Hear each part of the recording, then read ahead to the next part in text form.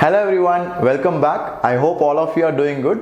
So guys, today we'll be continuing our discussion on calculus with the topic limits, continuity and differentiation. Okay, so this is lecture number 4 as part of the KVPY SX stream, and all these videos can be found in our YouTube channel. So please do check it out. Okay, so guys, without wasting much time, let us get into our session. For those who do not know me, my name is Shimon Joseph and I'm a math master teacher here at Vedantu. I've been teaching for almost 6 years now, mentoring over 5,000 amazing students like all of you. And when I was like you, I also prepared for some exams like KVPY, IIT, mains, advanced, and I cleared some of them. Okay. So the most important thing for you all to note is the schedule for this week. This is quite important, guys, because you will be knowing what to expect. Like you will know what is coming in the week. So as you can see, this is for the 11th standard people. I know some of you might be from 11th. So for you guys, the essay stream will be at 8 p.m. on Monday, Tuesday, Wednesday and Thursday. Maths, physics, chemistry and bio respectively. Okay, the topics are mentioned here. So if you feel you are weak in this topic and you want to learn more, we would love to have you there on the live. Okay. And for SX, the 12th standard people, this is the schedule. Monday you had bio, Tuesday math, Wednesday physics and Thursday you have chemistry. And the topics are given over here. You guys can have a look. So if you feel something is important and you want to learn more, please do come and check it out. And the videos, if you missed it, will be available on the playlist under Vedantu channel. Okay. Another important info is the Telegram group, which can give you access to a lot of assignments and discussions with master teachers as well as the academic mentors. This can be of very great help if you want someone to guide you through your journey. Not just KVPY guys, it will go on forever till your IIT JEE advanced preparation. Okay. So if you are interested, click on this link and do join us. We'll have some great time. So Telegram is a group, is a app similar to WhatsApp. So the only difference is you have lots of good features. You can share assignments, post polls and everything. So once you get that, you will know. So check it out if you have time. And as always guys, do like, share and comment. That will motivate us and help us to give out the best content for all of you. Okay. With that, let's move on to the first question for today. The first question is right over here. Okay. So I have xn defined like this, where it is equal to 2n plus 3 power n whole raised to the power 1 by 2n for all natural numbers n. Then I want you to find out what is the limit of xn as n tends to infinity. Because as you can see, all the 4 options, the question or the value you have to find is the same. What is that? My limit as n tends to infinity, I have to find xn, isn't it? So please try to solve it. This is an easy question to start off with. I'm sure many of you might get it right. So pause the video for a while, do try it out and then come back to see the solution. Okay guys, and even if you're not able to get it, it's totally fine. We are all here to learn. Okay, so let us get going to the solution part of it, and if you have any answers, please do feel to comment. You can always feel free to comment. I would be more than happy to see that. Okay, any guesses? So the right answer for this question is not A, not C and not D. It is going to be option B. So the answer for this question, the limit x n tending to infinity is going to be root 3. Now let's see how to solve it. Okay, it's a very simple one. And some of you might think, sir, is it related to e to the power f of x, that form? What is that? That is coming under 1 to the power infinity, right? So some of you might think it is of the form 1 to the power infinity. No, it is not. If you look carefully, it is not of the form 1 to the power infinity, even if you take something outside. I will show that to you. Okay. So what do we have here? We have 2 to the power n plus 3 to the power n whole raised to the power 1 by 2n. So from here, what I will do is, I will take 3 power n common. If I take 3 power n common, I have 2 by 3 whole raised to the power n plus 1, and then we have whole raised to the power 1 by 2n. So now this 3 power n will come out as 3 power n by 2n, and you will have 2 by 3 whole raised to the power n plus 1 whole raised to the power 1 by 2n. Now this term, some of you might think, sir, this is going to be a fraction. A fraction raised to infinity power will be tending to 0, isn't it? A fraction raised to the power infinity will tend to 0. So it will be 1 plus 0 to the power what? To the power, it is not infinity, it is 0. Okay. So this whole thing will reduce to 1, and this n and n will cancel, you will have root 3. So answer will be root 3 into 1, and that is nothing but what we have over here. So that is why my option B is correct. I hope all of you got it. And guys, surprisingly, I know it is very simple, but this was asked in KVPY. As you all saw in the previous slide, right? It was asked in KVPY SX Exam. So please go through it the way I solved it. If you have any queries or doubts, please do post them. I will get back to you in some time. Okay. And I also saw that many of you are answering the homework question. I was very happy. I replied to some of your comments. So whatever I give from here on also, please do take part, guys, so that you can learn something new. Usually the homework questions I give are good. It will take some time to solve. But if you try and do it, it will benefit you. Okay. Good. This is an easy question to start off with. Something like a warm-up. Now we will move to actual stuff. I hope you guys have understood it. I'll remove this, and with that, let us go ahead to the next question. So this is the second question for you, a good one. I like this question because it is quite interesting, and once you know the logic, it's very easy to solve. So this was asked in the year 2016, a very recent year KVPY question. So I want all you guys to try it out. So basically, you're supposed to find the limit extending to infinity of this expression over here. Okay, limit extending to infinity of this expression is equal to how much? That is the question. Is it 1 by 3 or 2 or 2 by 3? You will have to figure that out. Okay, perfect. So I will give you a hint. As all of you might have expected, you have limit having x. That means what? You have variable limits in the integral. So when I have variable limits in the integral, the first thing I think of is, should I apply Newton-Leibniz formula? I'm sure all those who are preparing for IIT JEE Advanced should be familiar with the concept of Newton-Leibniz theorem, isn't it? So now you might think that Newton-Leibniz is applied in this question, and that is absolutely right. You're absolutely right. That's perfect. But now, in order to apply Newton-Leibniz, you have one constraint, right? Newton-Leibniz is applied when you differentiate this integral. Okay, but why does this differentiation come? That I want you guys to think about. That is my hint for you. You can pause the video, try the question, and then come back so that we can discuss the complete solution. Okay. So now I'm going to move forward to the answer, guys. You guys can probably comment and tell me what is the right answer. I know some of you might be guessing infinity, because it looks like infinity, right? Because x square tends to infinity, and then this 0 to infinity of some integral which is positive. So you might think, okay, maybe it tends to infinity. That might be the answer. But unfortunately, it is not option C. The answer is not option C. It is nothing other than my option A. Okay. So let us see how this question is solved, and we will also discuss the way to proceed. Okay. First thing is, there are lots of good concepts attached, guys. In this question, the first concept which I would like to discuss is the variable of integration is dt. So when you have variable of integration as dt, I can write this as integral 0 to x e power t cube by e power x cube dt. Now this e power x cube is almost like a constant only.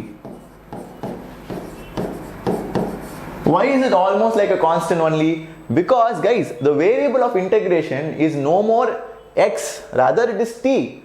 So this can be reduced as x square integral 0 to x e to the power t cube by e to the power x cube dt.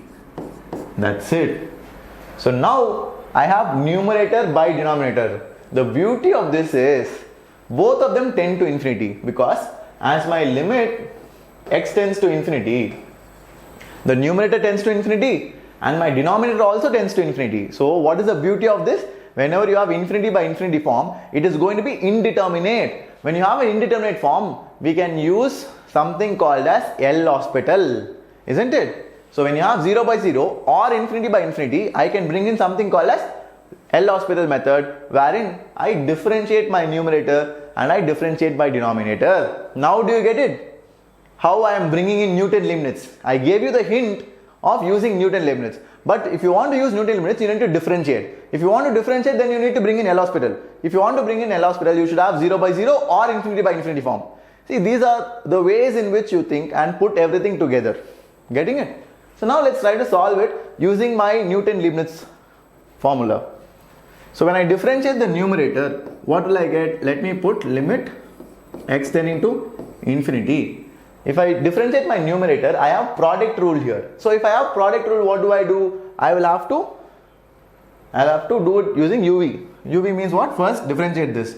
That will be 2x and keep this as such. 2x into integral 0 to x e to the power t cube dt. Okay. E to the power t cube dt plus. Okay, what happened? 1 second.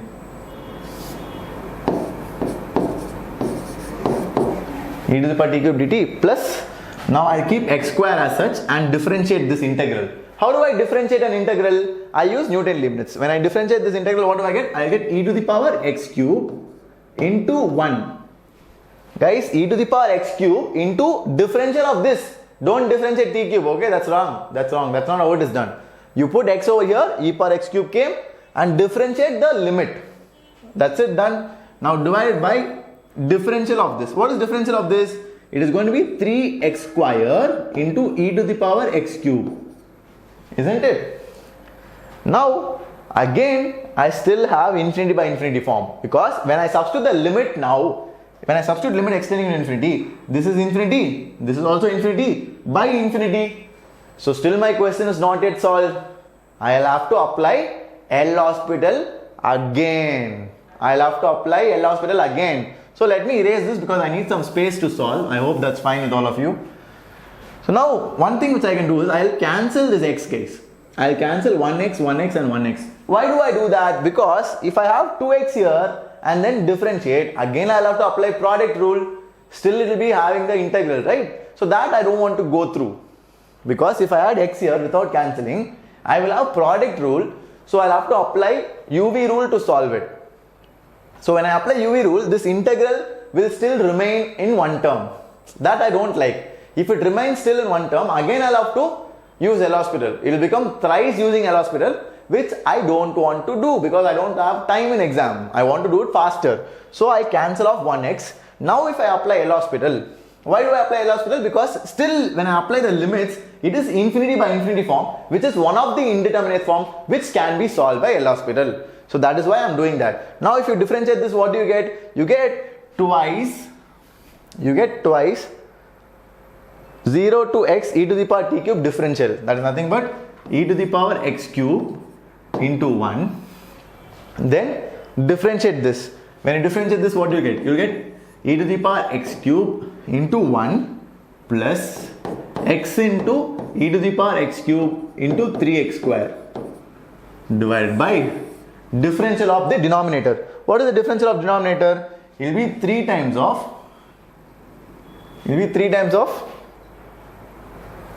e to the power x cube,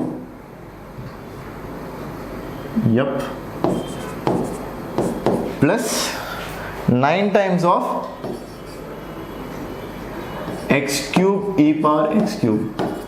I hope you guys have got it. Guys, if you use UV rule, you will get 3x e power 3x e power x cube into 3x square plus e power x cube into 1 into 3, right? Yeah. See, first I took first function into derivative of second. Derivative of e power x cube is what? E power x cube into 3x square plus second function into derivative of first. Derivative of 3x is what? 3. That's it, as simple as that. So overall I have 9x cube e power x cube. 9x cube e power x cube plus 3 into e power x cube plus 3 into e power x cube. Done. So check the numerator. What do I have? 1 1 e power x cube, 2 e power x cube. So I'll have 3 e power x cube plus, what do we have? 3x cube e power x cube divided by 3 e power x cube plus 9x cube e power x cube. So e power x cube everywhere I'll cancel. So what am I left out with? I am left out with 3 plus 3x square by 3 plus 9x square, where my limit x tends to infinity. Where my limit x tends to infinity, isn't it? So when your x tends to infinity, how do you solve it? Divide numerator and denominator by x square. Divide numerator and denominator by x square, you'll get 3 by x square plus 3 by 3 by x square plus 9. Isn't it? 3 by x square, I'm sorry, x cube, right? I think I should have changed it. That is x cube, guys, it's not x square. So divide numerator and denominator by x cube. So you'll get something like this. So this will tend to 0 and this will also tend to 0. Why does it tend to 0? Because in x tends to infinity, 3 by x to the power 3 will be 3 by a large number which will tend to 0. So my answer is 3 by 9, which is 1 by 3. And did I get 1 by 3 as the answer? Yep, I got 1 by 3 as the answer. So guys, this step, it is 3x cube. Please note that down. I wrote as x square. That was a small mistake. So yeah, please go through it. I have moved out so that you guys can access the full screen and go through each and every step which I have done. So what did I start off with? I started off with the fact that dt is the variable of my integration. So if I have x cube in the integral, I can take it out as a constant because it doesn't matter. So that's what I did in the first step. Then what did I do? Then I brought it as numerator by denominator form. Then we saw it is of infinity by infinity form. So when it is of infinity by infinity form, I can bring in my L'Hospital method, right? So after I brought in L'Hospital, what we do? We differentiate the numerator and we differentiate the denominator. But when I do that, I observe even after doing it once, it is still not getting solved. It is still remaining in infinity by infinity form. So when it still remains in infinity by infinity form, what should I do?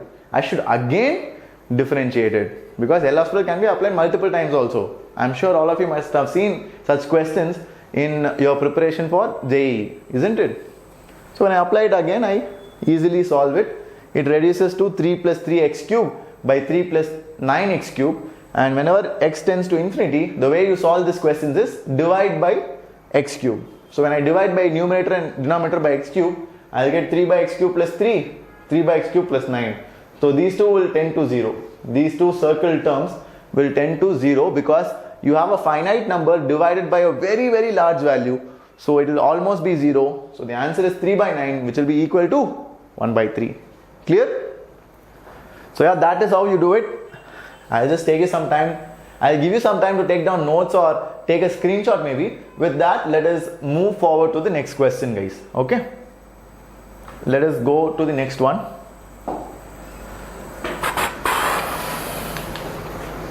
So this is the next question for all of you. Consider the function given over here, f of x is equal to x plus 5 by x minus 2 if x is not equal to 2, and if x is equal to 2, you'll have 1. Now we are finding the composition function f of x.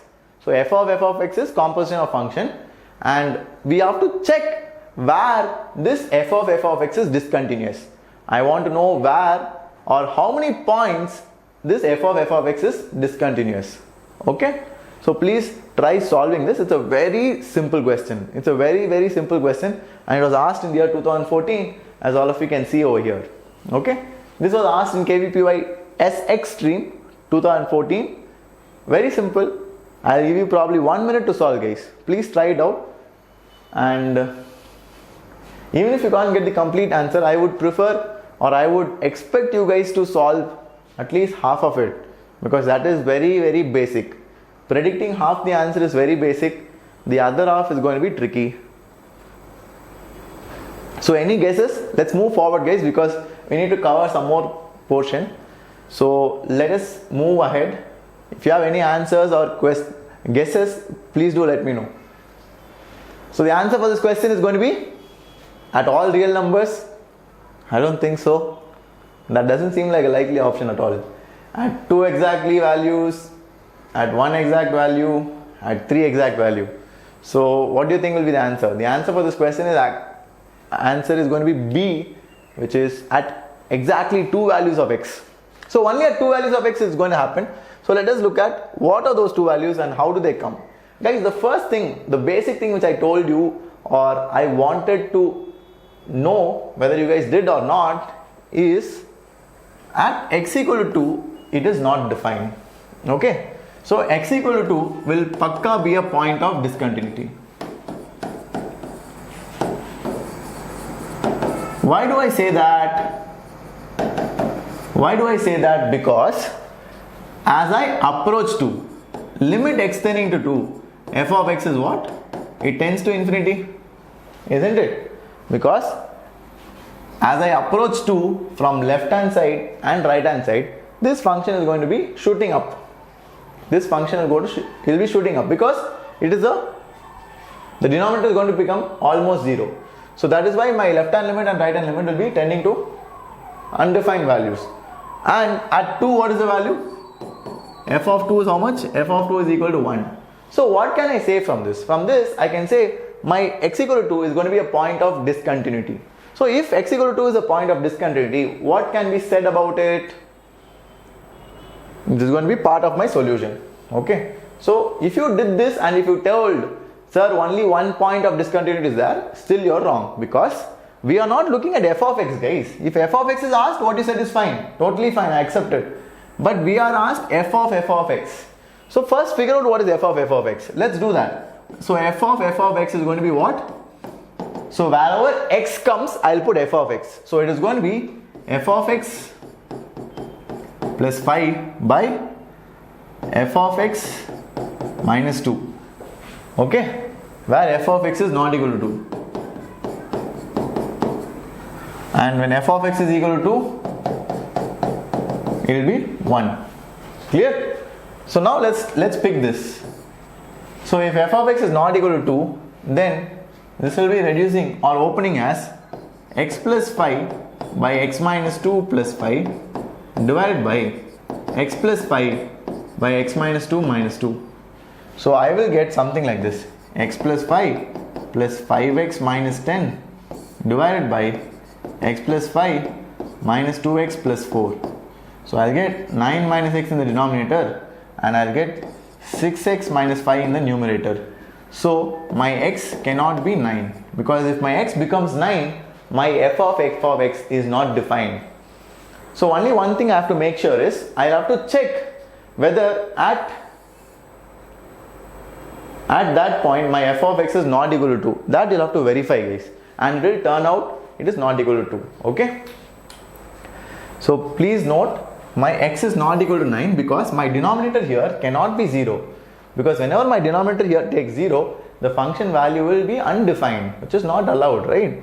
So that will be a point of discontinuity. So how many points I have? We already saw previously. For f of x itself, 2 is a point of discontinuity, and for f of x, 9 is a point of discontinuity. So both of them put together will give you exactly 2 places where your function is going to be discontinuous. Is that fine with everyone? Are you all able to follow, guys? So please keep this in mind. Whenever you ask discontinuity, first check the function itself. The function should first be valid. Only then you can go to f of x, right? So I check the function first, and then when I check the function, I got x equal to 2 to be the point of discontinuity. So that will be included in my solution. Now that is not all, because I still didn't figure out what is f of x. So what I did was I wrote what is f of x. I figured out the expression for it, and in the expression I see that my denominator will create problems when my x is equal to 9. Therefore, x equal to 9 is also a point of discontinuity. So both of them put together will give you exactly 2 places where your function is going to be discontinuous. Is that clear? All of you comfortable? Brilliant, guys. So with that, let's move forward. I'm going to give you some time to copy it down. Maybe I'll go to the other side. You guys can note it down and then we'll move forward. Okay? So let us go ahead to the next question.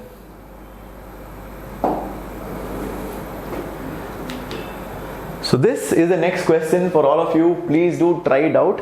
So you have a function f of x is equal to 2011 plus x to the power n, where x is a real variable and n is a positive integer. Guys, that matters a lot, because when I say n is a positive integer, then I know it is going to be binomial theorem or binomial expansion of positive index.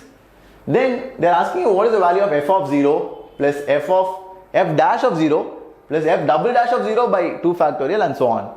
Okay, so let me first put the values and see what this expression is.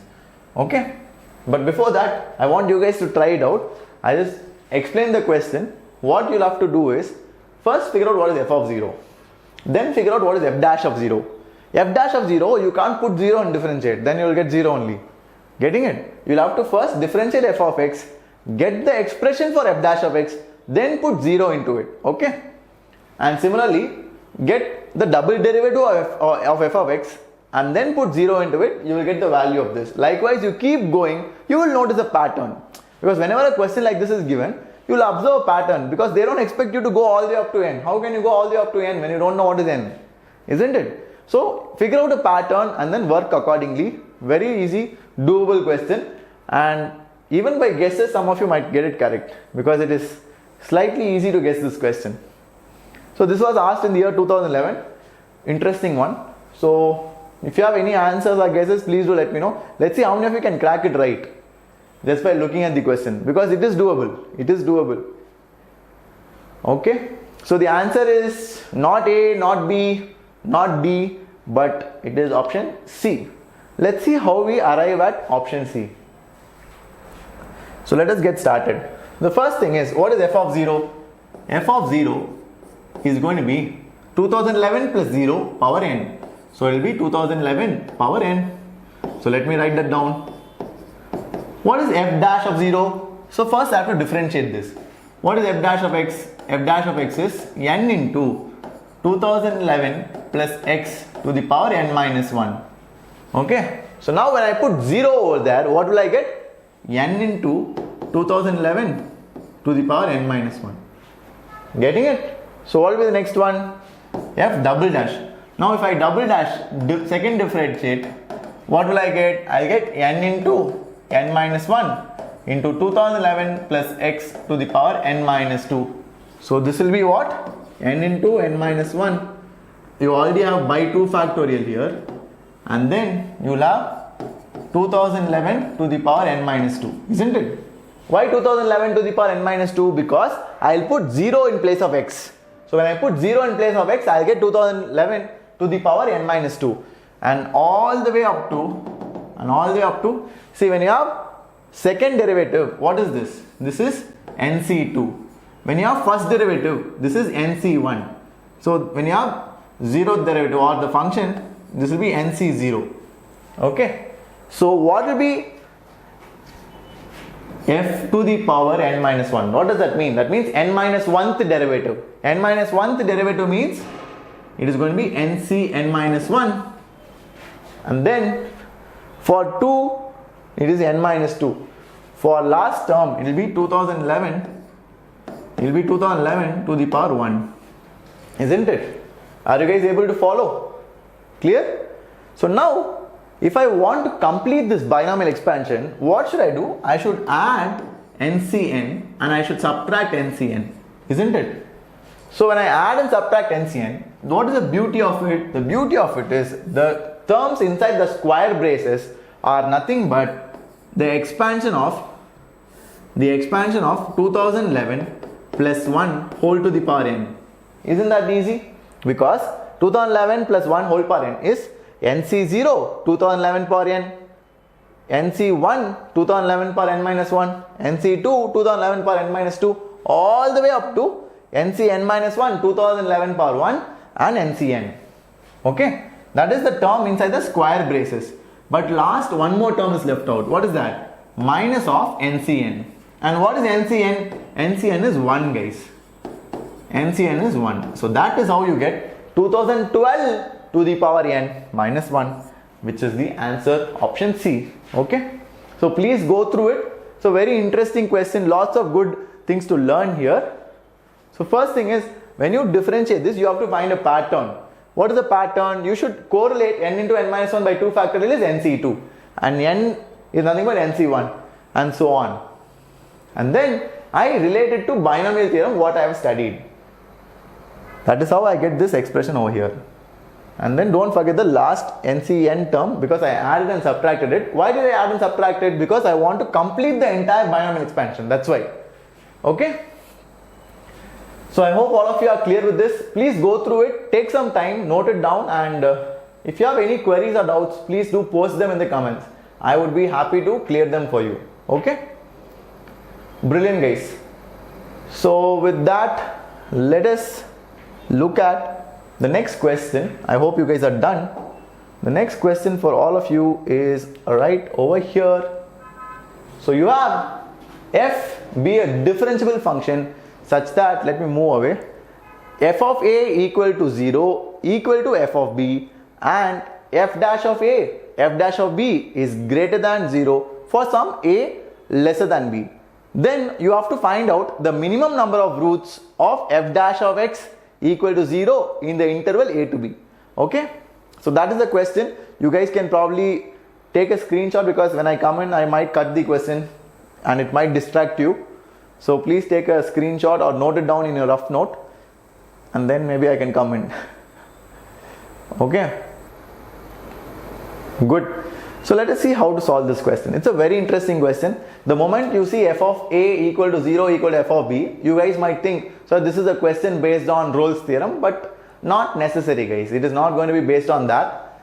I know many of you might be tempted to think in that direction. Why do you feel tempted to think in that direction? Because first is this, second is differentiable function, and third is what? F dash of x equal to 0. So all of this seems to be very, very closely related to Rolle's theorem. But this can be done without it. Let's see how to solve it. And before that, what is the answer? We'll look at the answer first and then move to the solution. You guys can pause if you want to try, because this is completely logic based. It is not going to be mathematical. So if you can interpret this information in terms of graph and interpret it right, you will get the answer very easily. It is not a mathematical based question wherein you have to sit and solve. You just need to interpret it by visualization. That's it. Okay. So guys, the answer for this question is going to be, any idea? Is it 3 or 2 or 1 or 0?